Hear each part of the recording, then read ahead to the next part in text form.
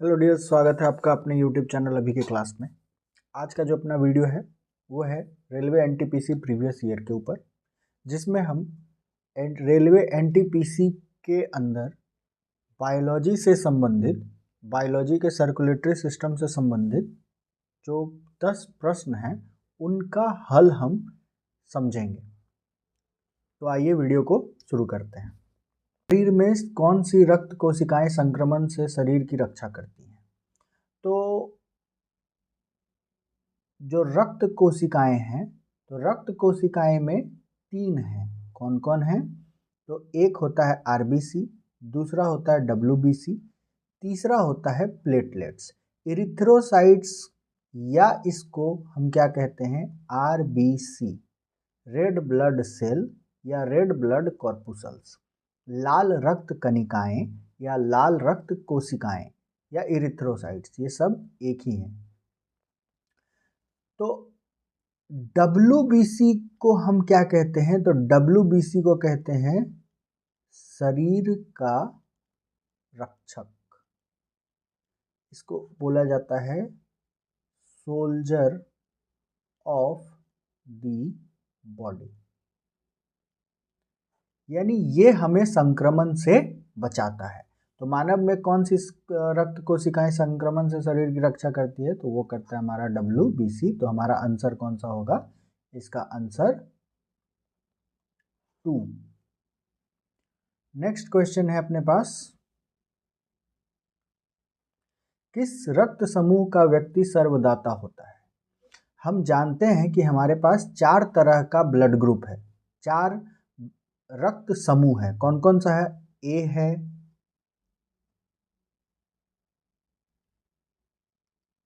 कौन कौन सा है? पहला है ए है, बी है, ए बी है और ओ है। तो इनमें सभी लोग एक दूसरे को ब्लड, यानी एक रक्त समूह वाला ही एक रक्त समूह वाले को दे सकता है। और इसमें से ए बी जो है वो सभी से ब्लड ले सकता है और ओ जो है वो सभी को ब्लड दे सकता है। ऐसा क्यों? तो इसके लिए हम लोगों को समझना होगा 2 चीज़ें। एक जो है उसको बोलते हैं एंटीजन और एक को बोलते हैं एंटीबॉडी। एंटीबॉडी क्या है? एक प्रोटीन है। एंटीबॉडी क्या है?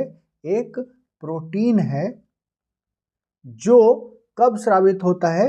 तो जब कोई एंटीजन यानी बाह्य पदार्थ या बाह्य तत्व हमारे शरीर के अंदर आती है, तो उसको मारने के लिए, उसको तोड़ने के लिए, उसको खत्म करने के लिए हमारे शरीर में एक प्रोटीन बनता है। उस प्रोटीन को हम क्या कहते हैं? एंटीबॉडी। तो इनके पास क्या है? एंटीजन है, ठीक है, एंटीजन। तो इनके पास कौन सा एंटीजन होगा? ए एंटीजन, इसके पास बी एंटीजन, इसके पास ए बी एंटीजन, इसके पास कोई एंटीजन नहीं होता है। और इसके पास, इनके पास एंटीबॉडी होता है, ये बी एंटीबॉडी होता है। इनके पास ए एंटीबॉडी होता है, इनके पास कोई एंटीबॉडी नहीं होता है। और इनके पास दोनों एंटीबॉडी उपस्थित होते हैं। इसलिए क्या होगा कि अगर ए वाला जो है वो बी वाले को ब्लड देगा, तो यहाँ ए एंटीजन है और यहाँ ए एंटीबॉडी है, ये इसको क्या करेगा? मार देगा या उसको खत्म कर देगा। क्योंकि एंटीबॉडी किसको खत्म करता है? एंटीजन को खत्म करता है। तो जिस कारण से क्या होगा, ए वाला, या अगर इस चार्ट के अनुसार ब्लड ग्रुप, यानी इसमें ओ के पास कोई एंटीजन नहीं है, यानी ये किसी को भी ब्लड दे सकता है। और इसके पास कोई एंटीबॉडी नहीं है, यानी ये किसी से भी ब्लड लेगा। जैसे ए बी वाला अगर मान लो ए से ब्लड लेता है, तो इसके पास, इसको रोकने के लिए, उसको ख़त्म करने के लिए एंटीबॉडी है ही नहीं इसके पास। जिस कारण से ये क्या होगा? तो ए वाला ए बी को दे सकता है, बी वाला भी ए बी को दे सकता है, ओ वाला भी ए बी को दे सकता है। तो ए बी क्या हुआ? ए बी सबसे ब्लड ले सकता है, इसलिए इसको हम क्या बोलते हैं? सर्वग्राही। और ओ जो है वो क्या कर सकता है? तो ओ के पास कोई एंटीजन नहीं है, यानी इस किसी को भी ब्लड देगा तो वो एक्सेप्ट किया जा सकता है। जिस कारण से इसको क्या बोलते हैं? सर्वग्राही। दाता। तो सर्वदाता कौन है? ओ ब्लड ग्रुप वाले। नेक्स्ट क्वेश्चन है, सार्वभौमिक प्राप्त करता है, वो सबसे ले सकता है, तो वो कौन है? अभी हम लोग देखे ए बी वाले हैं। चलिए नेक्स्ट क्वेश्चन है, दो क्वेश्चन पूछते हैं। पहला है, तो अगर खनिज पूछता है तो उसके लिए कैल्शियम, और अगर विटामिन का पूछता है तो विटामिन के आवश्यक होता है रक्त के स्कंदन में। नेक्स्ट क्वेश्चन है अपने पास,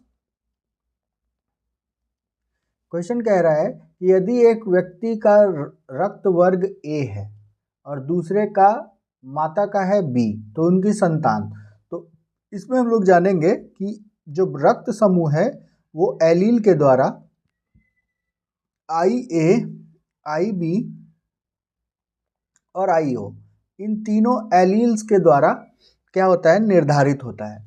तो जब ब्लड ग्रुप ए है तो इसका क्या चांस है? तो ये आई या तो समयुग्मनज हो सकता है या ये इस तरह का हो सकता है, और ओ वाला तो हमेशा क्या होगा? आई ओ और आई ओ। तो हमेशा जानेंगे कि ए वाला भी ओ पे प्रभावी होता है और बी वाला भी ओ पे प्रभावी होता है, यानी ओ वाला लक्षण तभी दिखेगा जब ये समयुग्मज होंगे, या जैसे ही उसके साथ ए और बी अगर आते हैं तो वो प्रभावी हो जाते हैं। जैसे आई ओ और आई ए वाले में क्या बनाएगा? ए बनाएगा। आई ओ और आई बी वाले में जो संतान में होंगे उसमें ब्लड ग्रुप क्या आएगा? बी आएगा। और आई ओ और आई ओ वाले में क्या आएगा? ओ आएगा।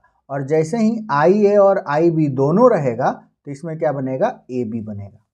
ठीक है, तो यहाँ पे हम लोग देखते हैं तो इससे आई ए आना ही आना है, इसलिए इसके रक्त का क्या होगा? तो इसका ए होगा, हमेशा क्या बनेगा? ए होगा।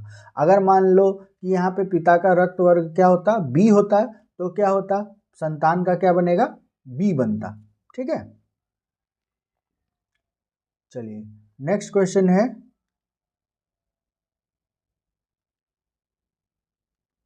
अत्यधिक ऊंचाई पर जाने पर मानव शरीर में लाल रक्त कणिकाएं की संख्या पर क्या प्रभाव पड़ता है? तो देखो आरबीसी, आरबीसी यानी लाल रक्त कणिकाएं क्या काम करना है?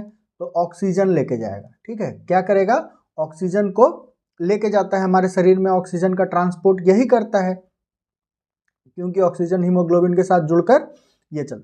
तो जैसे ही ऊंचाई पर हम पहुंचेंगे तो वहाँ क्या होगा? ऑक्सीजन की कमी हो जाएगी। क्या हो जाएगा? ऑक्सीजन की कमी हो जाएगी। तो ज़्यादा से ज़्यादा ऑक्सीजन को शरीर में पहुंचाने के लिए आरबीसी क्या करेगा? अपना नंबर को बढ़ा देगा। ठीक है, अपने नंबर्स को बढ़ा देगा। तो इसका क्या असर पड़ेगा? तो जैसे ही ऊपर जाते हैं तो आरबीसी का प्रोडक्शन क्या हो जाता है? बढ़ जाता है।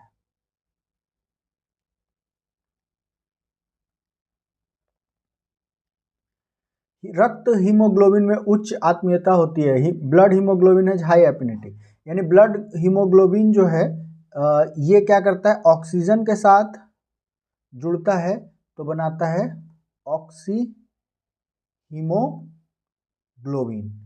लेकिन इसका सबसे ज़्यादा एफिनिटी, ये सबसे ज़्यादा किससे जुड़ सकता है? तो कार्बन मोनोऑक्साइड के साथ सबसे ज़्यादा इसके साथ जुड़ के बनाता है कार्बो ऑक्सी हीमोग्लोबिन, जो कि ये अपूर्ण अपघटन, सॉरी, जब अपूर्ण दहन होता है यानी इनकम्प्लीट कंबस्चन होता है तो कार्बन मोनोऑक्साइड का उत्सर्जन होता है, जिसके कारण से हम अधिकांशतः सुनते हैं कि ठंड में जो अंगीठी या वो जलाकर रूम में सोते हैं, जिसके कारण से लोगों की मृत्यु हो जाती है, तो वो दम घुटने के कारण होता है। क्यों? क्योंकि जो हीमोग्लोबिन है वो सब किससे जाकर जुड़ रही है? कार्बन मोनोऑक्साइड से, और हीमोग्लोबिन सॉरी ऑक्सीजन के पाथ को क्या कर देता है? ब्लॉक कर देता है, जिसके कारण से आदमी का दम घुट जाता है।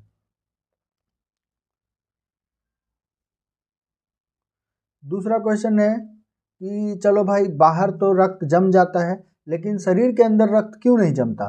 तो शरीर के अंदर उपस्थित है हेपरिन, जिसके कारण से शरीर के अंदर ब्लड जमता नहीं है। आयरन की कमी के कारण कौन सी बीमारी होगी? तो एनीमिया होगा।